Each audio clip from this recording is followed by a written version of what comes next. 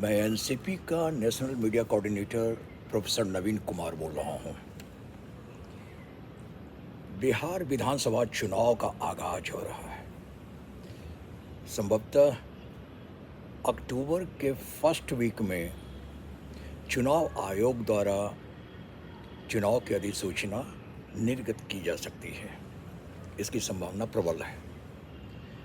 सारी पार्टियां बिहार में अपने चुनाव प्रचार में लग गई हैं।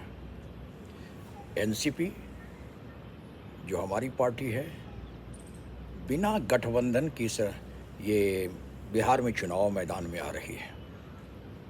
यह सत्य है कि एनडीए के घटक दल में वह केंद्र में है, महाराष्ट्र में है, लेकिन बाकी जगह एनसीपी अकेले चुनाव लड़ी है और परिणाम भी काफ़ी सुखद आए हैं। जैसा कि नागालैंड में हम बीजेपी अलग लड़ी, कांग्रेस अलग लड़ी, एनसीपी अलग लड़ी, 7 विधायक जीत कर आए।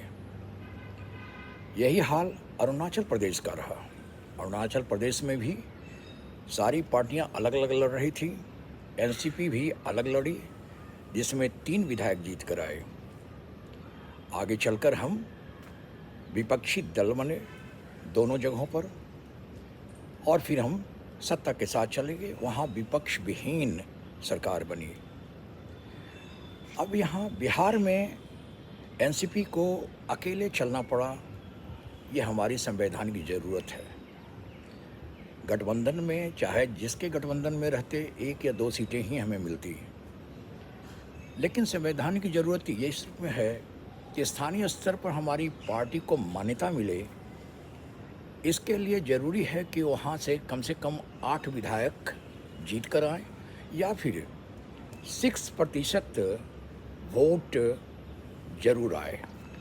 इसके लिए मैक्सिमम सीट पर चुनाव लड़ने के लिए हम तैयार हुए, जो संभव ही नहीं था किसी गठबंधन में। तो ऐसी स्थिति में एनसीपी बिहार में अकेला चुनाव मैदान में है। हमारे शीर्ष नेतृत्व अजीत दादा पवार साहब और प्रफुल्ल पटेल साहब ने यह निर्णय लिया कि बिहार में एनसीपी अकेले चलेगी। इसकी तैयारी भी पुरजोर है। आप देखेंगे 2020 विधानसभा चुनाव में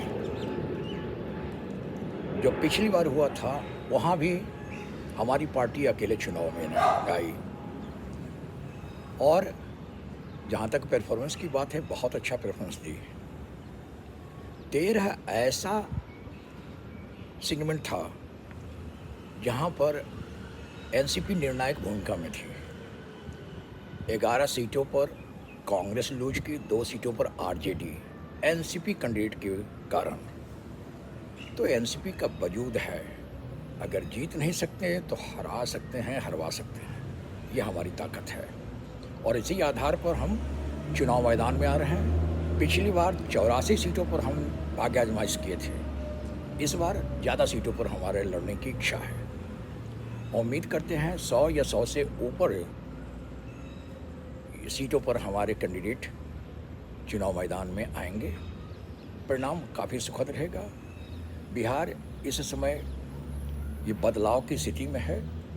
नीतीश कुमार थक स गए हैं। उनको जो बिहार के लिए देना था बहुत हद तक दे चुके, फिर भी बिहार काफ़ी पिछड़ा रह गया है, और वहाँ से ऊपर लाने की बात जनता सोच रही है और बदलाव की ओर ध्यान लगाए हुए है।